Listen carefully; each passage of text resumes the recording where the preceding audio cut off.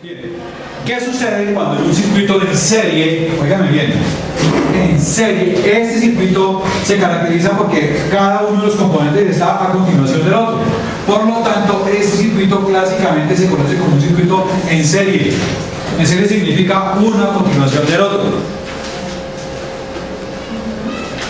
¿Sí? Bien. Entonces fíjense, si yo coloco elementos que desde el punto de vista de la corriente alterna, está bien, hacen la función de oposición, ¿sí?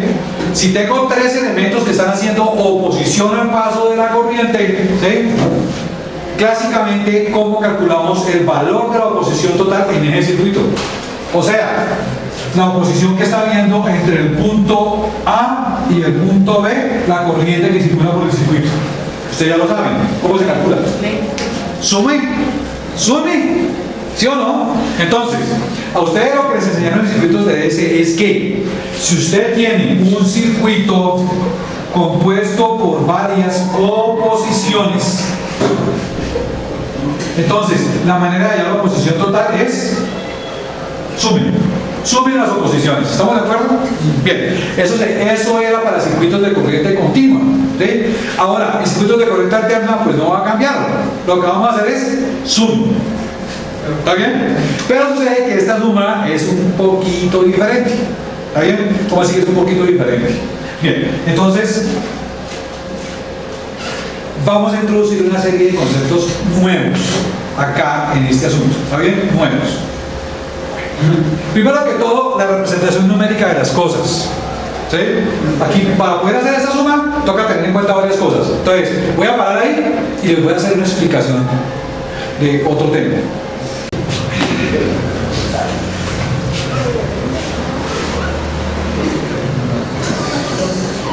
A ver, resuelvan esa ecuación.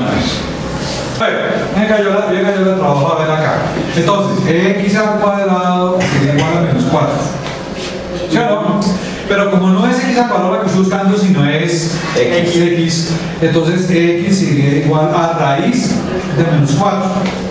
¿Sí o no? Que es, ¿cómo era? Número completo. ¿Sí o no?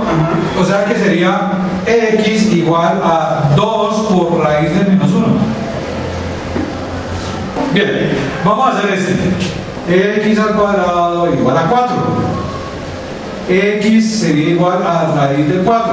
Mejor dicho, x es igual a 2. Bien, bueno, entonces vamos a hacer lo siguiente.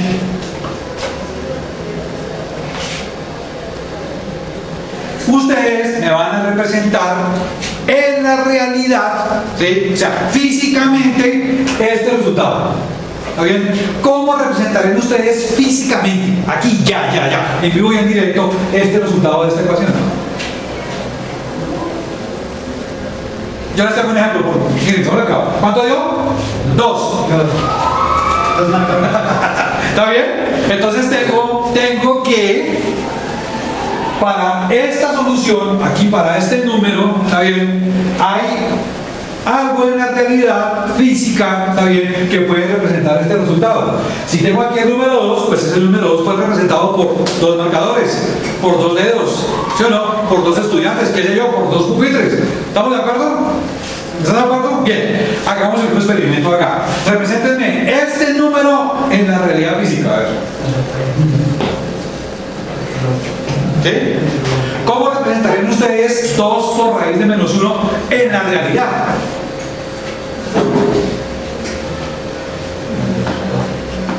Ya se dio por vencido, algunos ya me hicieron que. ¿Sí? A ver, ¿qué opinan? ¿Será que existe alguna forma física, ¿sí?, en la realidad física de representar el número 2 raíz de menos 1? La respuesta es, pues no. ¿Sí? Entonces fíjense lo interesante acerca de los números. Fíjense que en matemáticas pueden existir números que final y definitivamente tienen una representación física, mientras que hay números que definitivamente no se pueden representar físicamente en la realidad. ¿Correcto? Bien, por lo tanto, nosotros tenemos que agrupar estos números de manera diferente a estos números. O sea, tenemos ya que inventarnos dos categorías o grupos o conjuntos de números que se caractericen por lo siguiente. A este lado, el grupo de números que sí se pueden representar en la realidad. Y a este otro lado, el grupo de números que no se pueden representar físicamente en la realidad, pese a que existen matemáticamente. ¿Correcto? Bien. ¿Cómo podríamos llamar al grupo de números que se pueden efectivamente representar con cosas físicas en la realidad? Pongámosle un nombre. A estos, pongámosle números de verdad, números reales. ¿Sí o no? Reales. ¿Sí? Bien, ¿cómo podríamos llamar al conjunto de números que pese a que existen matemáticamente, no se les puede representar en la realidad física? O sea, que no son reales. A esos números que no se pueden representar físicamente se les conoce con el nombre de números imaginarios. ¿Están de acuerdo? ¿Sí o no? Bien, eso en la matemática. Entonces lo que vamos a hacer ahora es una adaptación de esos dos conceptos al mundo de la ingeniería, ¿okay? A la parte de la electricidad que estamos tratando en este momento, ¿okay? ¿Cómo se pueden representar los números reales? Una representación ya rápido, sencilla de los números reales. Por ejemplo, ¿cómo se puede representar el número 1, o el 2, o pi, o e, o el 10, o 3, o 45, o cualquier vaina de esas? ¿Sí? ¿Cómo se puede representar esa clase de números? ¿Sí? Ya lo he visto 50.000 veces. ¿Está bien? Existe entonces un gráfico que se llama la recta real. ¿Okay? Que esa es la forma mínima básica para representar esos números. Entonces pongan cuidado. La recta real parte de una cantidad llamada 0, ¿está bien? O sea, no hay número, y se dirige ¿hacia dónde? Hacia más infinito, o sea, hacia valores muy grandes, ¿está bien? Ya esta parte de la recta real se le llama los reales positivos. Claro, en esa parte de la recta real, ¿sí? ¿Cuáles números están? Está el 1, está el 2, está el 3, está el 3.1416. O sea, se le llama pi, ¿sí? Y así sucesivamente. ¿Están todos? ¿Estamos de acuerdo? Eso ustedes ya se lo sabían, ¿sí? Eso es muy fácil. Bien.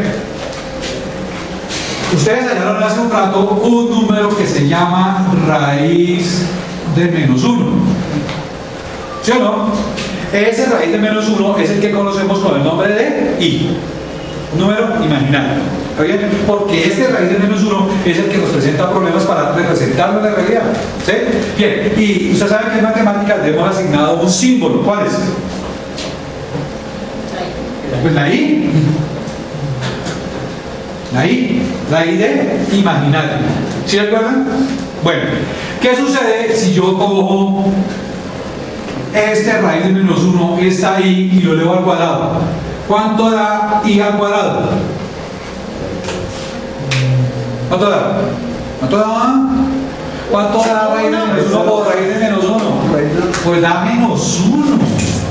Porque la raíz se va con el cuadrado y queda menos 1. ¿Estamos de acuerdo? Miren que estamos hablando de matemática, pero ¿sí? Pre-kinder. ¿Sí? Bueno, oigan, esto para lo siguiente. ¿Cómo hago yo, está bien, por lo menos dos métodos, un método matemático y un método gráfico, para poder construir la parte que nos falta de los reales acá? Entonces, ¿cuál parte de los reales es la que nos hace falta? Aquí nos hace falta unos reales. Nos hace falta los reales negativos. ¿Correcto? ¿Sí? Entonces ustedes se van a ingeniar por lo menos dos formas. Una gráfica, ¿está bien? Y una matemática de poder generar todos los valores negativos a partir de los valores positivos. ¿Cómo sería eso? Por ejemplo, ¿cómo hago para a partir de 1 fabricar menos 1? O a partir de 2 fabricar menos 2, que sería el real negativo. ¿Cómo hacemos para a partir de pi fabricar, por ejemplo, menos pi? ¿Está bien? ¿Qué habría que hacer matemáticamente hablando? Multiplicarlo por menos. Pues multiplicar por -1. ¿Sí o no? Entonces, desde el punto de vista estrictamente matemático, si su merced agarra este 1 que está acá, ¿sí? 1, bajémoslo por aquí, y lo multiplica por -1, entonces le va a dar este -1. Claro, mejor dicho, si usted multiplica todos los reales positivos por -1, le va a dar ¿qué? Reales negativos. Pues le va a dar todos los reales negativos. ¿Estamos de acuerdo hasta ahí o no? Bien. Gráficamente, o sea, geométricamente, ¿cómo hubiéramos hecho eso? ¿Es fácil? Cojo el eje y lo roto para acá. ¿Está bien? ¿Cuánto hay que rotar el eje positivo para que dé los mismos valores pero negativos? Pues mucha, están pero volando ustedes en geometría. Entonces, si yo roto el eje positivo 180 grados, ¿sí? Eso es un descubrimiento extraordinario, ¿sí? Si yo lo roto 180 grados, entonces me dan todos los valores negativos. Entonces tengo por lo menos dos formas. Una de dos, o lo roto todo el eje positivo 180 grados, o mejor dicho, lo multiplico todo por -1. Mejor dicho, multiplicar por -1 es lo mismo que rotar 180 grados, ¿sí o no? Obtengo la misma vaina. ¿Están de acuerdo ahí? ¿Tienen alguna duda? Claro, me pongo con duda. Es que cada vez que uno habla de matemáticas, solo la gente comienza, ¿no? Quedarse sin uñas, ¿no? Padre nuestro que está en el cielo y no sé qué. ¿Sí? Bueno, ¿tienen alguna duda al respecto? Bueno. Oiga, y cuadrado es lo mismo que I por I, ¿sí o no? O sea que I por I vale -1. ¿Están de acuerdo? Sí. ¿Sí o no? Y ya vimos que la acción de multiplicar por 1 equivale a rotar el eje ¿cuánto? 180. O sea, hacer I por I, o mejor dicho, multiplicar por -1, esto equivale a rotar el eje 180 grados. ¿Sí o no? ¿Están de acuerdo? Bien, ahora viene la pregunta del millón. ¿Y qué pasaría si yo multiplico solamente por I? A ver, no multiplico, o sea, ¿qué pasa? Mire, vuelvo y le repito, ¿está bien? Para que ustedes no se vayan a enredar, ¿sí? Multiplicar por 1 por -1 es lo mismo que rotar 180 grados el eje para poder tener todos los reales negativos. Y eso es lo mismo que multiplicar por I por I. ¿Sí o no? O sea, multiplicar por I es lo mismo que -1 y es lo mismo que 180 grados voltear el eje 180 grados. ¿Estamos de acuerdo? Bien. ¿Qué sucede si yo no multiplico sino solo por una y por una? Se vuelve positivo. Otra vez vuelve. No, solo por una y. Igual. 90, ¿no? Pues vuelve. 90 grados. ¿Se la vieron? Su intuición, ¿qué les dice? I por I, 180 grados. ¿Sí o no? Se voltea todo a negativo, ¿sí o no? ¿Qué pasaría si solamente le hago por una I? ¿Cuánto rotaría? 90.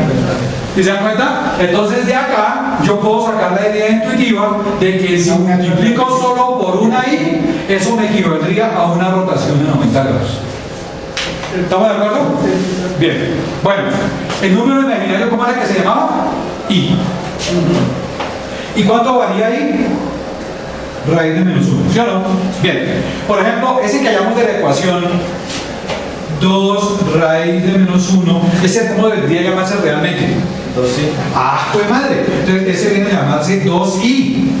¿Sí o no? Sería 2i. O sea que mejor dicho, por ejemplo, el número 3i, ¿qué sería? ¿Sí o no? Y fíjense, a ver, cuenten. Y 2i, 3i, 4i, 5i, pi, 6i, 7i, 8i. ¿A qué número me estoy refiriendo? A todos los que tengan que ver con i. O sea, a todos los números. Negativos. No. Imaginarios. ¿Estamos de acuerdo? Y ahí también estamos diciendo que están a 90. ¿Qué profesor? Graduado en doctorado en matemáticas. ¿Sí o no? ¿Sí ven para dónde voy? Sí, tratan de desenredar la cosa. ¿Sí? Fíjense, si yo, o sea, Les acabé de decir que hay dos grupos de números. Unos que tienen representación física real, mientras que hay otros que no tienen representación física real. Los que sí tienen una representación real se llaman números reales porque existen en la realidad.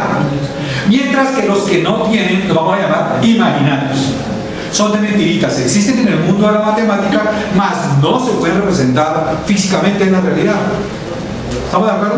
Bien, entonces yo me puse a hacer gráficas de en dónde estaban los números reales. Y hemos dicho que están sobre este eje. Todos los reales, tanto positivos como negativos, están en este eje. ¿Sí? Entonces la pregunta, de acuerdo a todo lo que les acabé de decir, la pregunta que les voy a hacer es la siguiente. ¿Y en dónde puedo pintar yo los números imaginarios? ¿En dónde se encuentran los números que no tienen representación física real? ¿En dónde los puedo pintar yo? En el espacio. ¿En dónde? ¿En qué parte? Ustedes me digo exactamente en dónde. ¿Dónde está? En un eje que está ¿a cuántos grados? A 90. A 90 grados de el eje real. ¿Sí la vieron? Qué interesante. O sea, que si yo tengo que este eje que está acá se llama el eje de los reales, este es el cero, estos son los reales positivos y estos son los reales negativos, ¿sí? Recuerden que para poder pasar de positivos a negativos, yo roté 180 grados y eso lo hice multiplicando por 2 veces y por 2 i's. Entonces, si multiplico solamente por una i, si multiplico solo por una i, entonces lo que voy a obtener es una rotación del eje de solo 90 grados. Por lo tanto, sobre este eje estarían todos los números que están multiplicados por una i. O sea, 1i, 2i, 3i, 4i, 5i, 100.000 i, 101.000 i, 100, todos. ¿Sí? ¿Cómo se llaman los números que están multiplicados por i? ¿Cómo se llaman? Entonces, el lugar en donde yo puedo pintar todos los números relacionados con i, que están multiplicados por i, y que reciben el nombre de números imaginarios, es un eje que está aquí a 90 grados. ¿Cómo les pareció? Pintémoslos. Entonces, por aquí estaría 1i, por aquí estaría 2i, por aquí estaría 3i, y así sucesivamente. Por aquí ¿qué estaría? Menos 1i, menos 2i, menos 3i. ¿Sí? Entonces, ¿qué nos hemos acabado de inventar? Un plano cartesiano nuevo, diferente, mírenlo, tiene forma de plano cartesiano, ¿está bien? Pero las virtudes de ese plano cartesiano consisten en que yo simultáneamente puedo dibujar tanto números reales como números imaginarios, ¿está bien? ¿Cómo se llama este plano? No es ni real ni es imaginario. ¿Cómo se llama? Ese plano recibe el nombre de plano de Argand.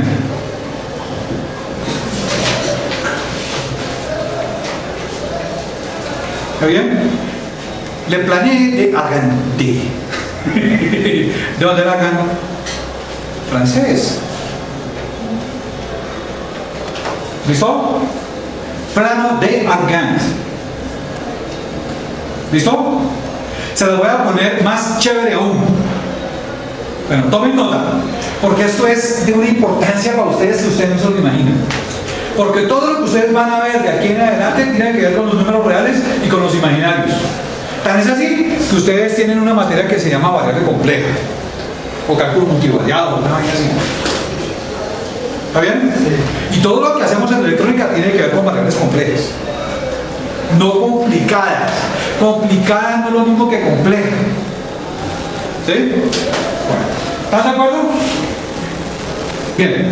Entonces, Messier Argand, francés, se inventó esta forma de poder representar simultáneamente los números reales y los números imaginarios.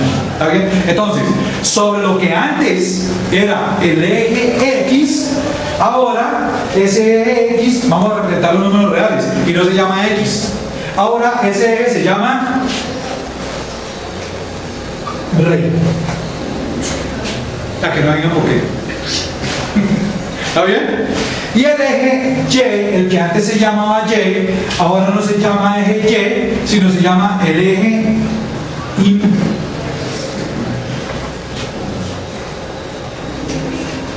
¿Listo? Entonces tengo ahora un nuevo plano cartesiano compuesto por los ejes re mejor dicho, real e imaginario. ¿Sí? Bueno, hasta ahí, perfecto. A ver, si yo tengo el número real 7, ¿en dónde lo represento? En re. Por aquí, 7. Si tengo el número imaginario 4i, ¿en dónde lo represento? Por aquí. Aquí es 4i.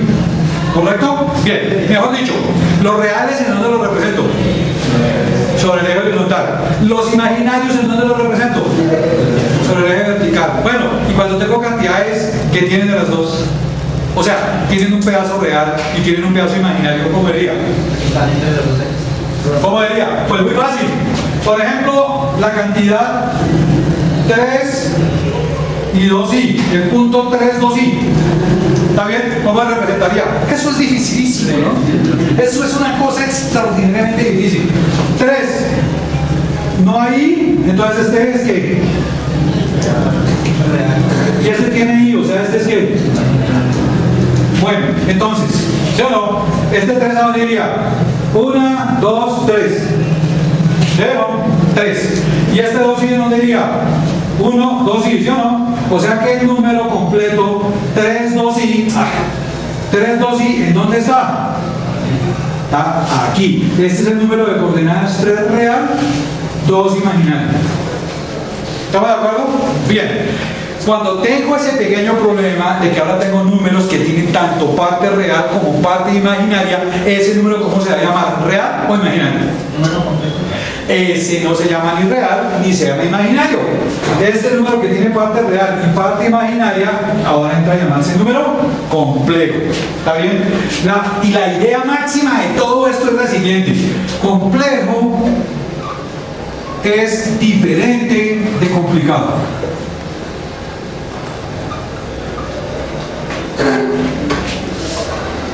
¿Sí o no? No es número complicado, es número complejo. Y es complejo porque tiene dos partes, dos pedazos. Una parte real y una parte imaginaria. Y lógicamente el número complejo ya va a volar fuera de los ejes. Porque en los ejes solamente hay real o imaginario. Fuera de los ejes, complejo. O sea, tanto real como imaginario. ¿Cómo les parece eso? ¿Bien? Por lo tanto, el plano de Argand recibió otro nombre. ¿Cuál nombre? El plano de los números complejos o el plano complejo. Entonces, el plano de Argand también se llama el plano complejo.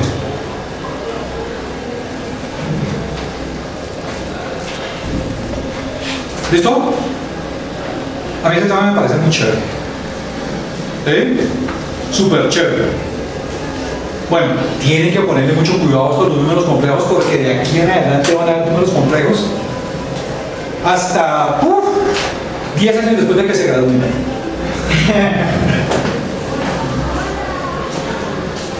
Vamos a ver el primer número complejo bonito. ¿Está bien? Vamos a ver. Ay, es bonito, créanme. Mire, me arrodillo y se lo juro por Dios altísimo que es bonito. Que me hace una cara. Bueno.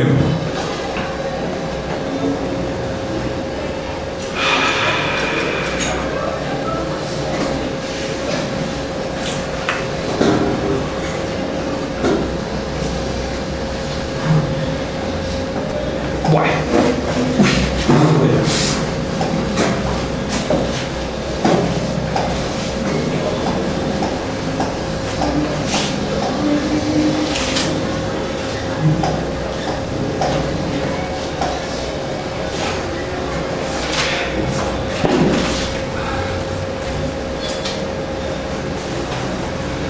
Bueno, ¿cómo es el cuento de la oposición total en un circuito en serie? A ver, estamos en circuitos en serie y en serie. ¿Está bien? Entonces, si yo tengo varias oposiciones en un circuito en serie, llamémosla R1, R2 y R3. ¿Sí? Si tengo varias oposiciones en serie, o sea, varias oposiciones colocadas una a continuación de la otra, ¿Sí?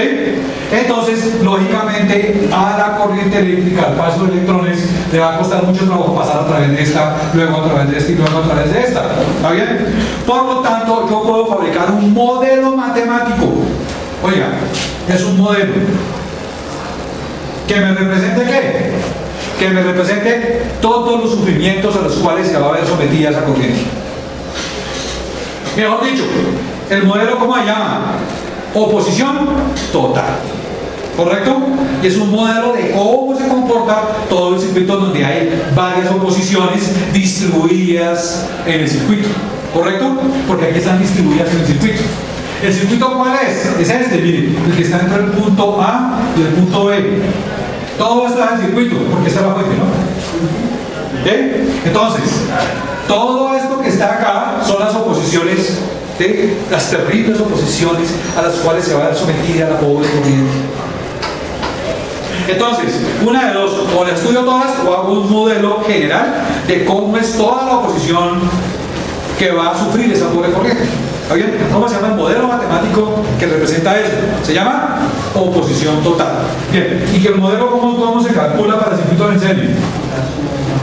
Se calcula entonces como la suma de las oposiciones. ¿Están de acuerdo hasta ahí?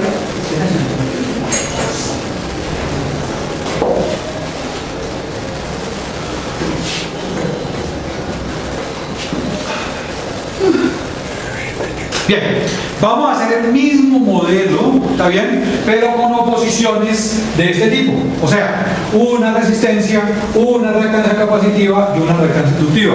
¿Puede haber otro tipo de oposición?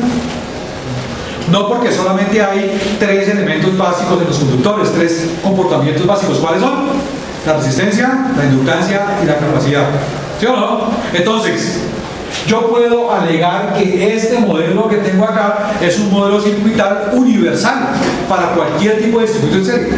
¿Sí o no? Entonces vamos a fabricar el modelo con el cual se describe matemáticamente el comportamiento de cualquier circuito en serie. ¿Correcto? En serie. Este modelo, siga, se aplica solamente para circuitos en serie. ¿Ok? Bien, entonces fíjense, a ver, vuelvo de nuevo. ¿Cuál es el circuito? Pues es todo lo que está entre los puntos A y B. Mejor dicho, esto. Perdón, A y B. Bien, ¿cuántas oposiciones vemos ahí en ese circuito? Pues tres. ¿Sí o no? ¿Cuáles son? Pues la oposición debida a la resistencia, la oposición debida a la reactancia capacitiva y la oposición debida a la reactancia inductiva, ¿sí o no? Porque acuérdense que en este modelo hemos considerado que las reactancias son como oposiciones, ¿sí? Recuerden que ese es el modelo teórico, ¿sí? Bien, ¿cuál es entonces la forma en que podemos calcular la oposición total sufrida por la corriente en el circuito? ¿Cuál era? Sumen. ¿Sí o no? Entonces, en un principio, esa oposición total sería igual a ¿qué? Sume. Resistencia más reactancia inductiva más reactancia capacitiva. ¿Sí o no? Esa sería. ¿Estamos de acuerdo? Pues yo no estoy de acuerdo. ¿Por qué? Ahí no me imaginar. Porque eso no cumple la regla básica de la suma. ¿Está bien? ¿Cuál es la regla básica de la suma? Perros con perros, gatos con gatos, niños con niñas. Ahí sí no me cumple el modelo básico. ¿Sí o no? Bien. ¿Qué quiero significar con eso? Cosas de la misma especie son las que se suman. ¿Sí? Entonces, yo no puedo sumar esto con esto, ¿por qué? Dígame por qué, en términos físicos de lo que hemos estudiado hasta ahora. ¿Por qué? A ver, analicemos este R. R es un componente físico, ¿existe? ¿Usted puede ir a la novena a comprarlo? Sí, R es un componente físico que existe, ¿correcto? Bien, el componente de reactancia inductiva y reactancia capacitiva, ¿esos los componentes son reales? ¿Existen de verdad para Dios? ¿O qué eran? Era un modelo matemático que describía el comportamiento de todo el circuito, ¿está bien? Lo describía asumiendo que todo ese comportamiento era un componente, pero eso era paja, ¿está bien? Eso era carreta. Eso fue una suposición que yo hice. Por lo tanto, estos componentes que están acá no pueden ser considerados como elementos físicos reales del circuito. Son solamente comportamientos. Entonces, mientras que este es un componente real, estos son comportamientos del circuito expresados como si fueran un componente. ¿Sí? Por lo tanto, no pueden ser considerados reales. Bien, oiga, ¿con qué número, o sea, matemáticamente hablando, puedo yo representar componentes físicos que existen, resistencias que existen físicamente en la realidad? ¿Con qué número? Con un número real. O sea, esta resistencia yo la puedo representar con un número real. ¿Sí? Matemáticamente hablando. Bien. Y estos componentes que están acá, que teóricamente, oiga, yo asumí que existen, ¿sí? Son componentes desde el punto de vista teórico, ¿está bien? Representan un comportamiento. Desde el punto de vista del juego matemático, del análisis, yo los tengo acá como componentes, pero en la realidad, de pura verdad, en la realidad no existen, ¿está bien? ¿Con qué número puedo expresar yo un componente, está bien, que existe desde el punto de vista teórico matemático, pero que no es real? No existe en la realidad. ¿Con qué número puedo describir esto yo? Entonces, para eso utilizo yo los números imaginarios. Estos dos pueden ser representados perfectamente con un número imaginario. ¿Estamos de acuerdo? Bien. Por eso les digo yo que esta suma que está acá no se puede hacer directamente. ¿Por qué? Porque estamos sumando cosas de diferente naturaleza. Estamos sumando componentes que sí existen con componentes que no tienen una representación física, son solamente un supuesto teórico. ¿Correcto? Bien. Entonces fíjense que fíjense una cosa, para poder hacer la suma, porque mi intención es calcular la posición total, entonces aquí me toca indicar que unos componentes sí existen y los otros no existen en la realidad. ¿Cómo indico eso? Muy sencillo, pónganme cuidado. Entonces digo, esa oposición total, voy a pasarla por acá, está compuesta de las siguientes partes. Primera parte, resistencia, que es un componente real. ¿Sí o no? Más estos dos que son imaginarios. ¿Está bien? Que no existen en la realidad, que son reactancia inductiva y que son reactancia capacitiva. ¿Sí o no? Esos dos pongo un paréntesis porque es que esos no existen en la realidad. ¿Sí o no? Ahí. Bien. ¿Con qué letra o cómo hago yo aquí para decir que estos dos son un número que no es real? Entonces utilizo, si estuviera en matemáticas, utilizaría la I para decir que son números imaginarios. Pero en ingeniería eléctrica no puedo utilizar la I. ¿Por qué? Porque la I para nosotros es corriente. Entonces la I ya está asignada a la corriente. Por lo tanto, ¿qué letra le asigno en ingeniería a los números imaginarios? La J. Entonces le pongo aquí J, indicando esta J que estos son imaginarios. ¿Sí o no? Bien, ahora me falta aquí un símbolo. ¿Se acuerdan que había dicho que la inductiva era de qué valor? ¿De qué signo? La inductiva. La inductiva positiva. ¿Y la capacitiva? Entonces esta voy a dejar la positiva y esta voy a dejar la negativa. ¿Está bien? Entonces esa extraña forma de sumar que acabé de hacer aquí, ¿está bien? ¿Sí o no? Esa extraña forma de sumar, fíjense que es muy interesante porque me sirve para representar simultáneamente en el hallazgo de la oposición total, ¿está bien? Me sirve para implementar, para utilizar tanto los componentes reales como los componentes que no son tan reales, los imaginarios. ¿Correcto? ¿Qué es lo que he hecho? Una adaptación de la parte matemática al mundo de la ingeniería. ¿Ok? Bien, nos falta bautizar. Pónganle cuidado. Esta cantidad que he hecho acá, que es la sumatoria de estas tres, ¿sí? Es una suma de las tres. ¿Está bien? Es la oposición total, ¿sí o no? Entonces, ¿con qué nombre podría yo bautizar a una oposición total? Vamos a inventar nombres. Por ejemplo, opositancia. Suena feo, ¿sí o no? ¿Está bien? Suena feo. Fíjese una cosa. ¿Cuál es el objetivo de la oposición total? Miren, el objetivo de la oposición total es impedir el paso de la corriente. ¿Está bien? Por lo tanto, el nombre asignado a la oposición total, que es la sumatoria de estos tres, es impedancia. Lo que impide el paso de la corriente alterna.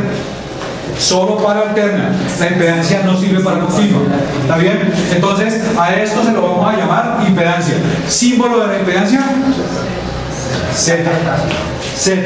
Entonces, fíjense. La impedancia en general va a ser igual a ¿qué? A la parte resistiva más la parte que es la parte real más la parte reactiva que es la parte imaginaria. ¿Está bien? Por lo tanto, tienen ustedes su primer ejemplo de aplicación de números complejos. ¿Está bien? La impedancia, ¿con qué tipo de número la puedo representar yo? Pues con un número que tenga parte real y que tenga parte imaginaria. O sea, la impedancia por naturaleza, como tiene mitad y mitad, ¿de qué tipo es? Complejo. Entonces, la impedancia se representa con un número complejo. Complejo, en donde la resistencia es la parte real y las reactancias es la parte imaginaria. ¿Sí quedó claro eso? ¿Está bien? Bueno, óiganme, última cosa que les voy a decir que se la tienen que aprender aquí, como si estuviera tallada aquí con fuego, aquí, grabada. ¿Está bien? La impedancia es un modelo que solo sirve para ¿qué circuitos? Serie. Serie. Dense en cuenta, para circuitos en los cuales hay fíjense, la impedancia solamente es para circuitos en los cuales hay oposición total. ¿Sí o no? Por lo tanto, la impedancia es un modelo matemático que representa los circuitos en serie. Solo es para circuitos en serie la impedancia. En serie, no más.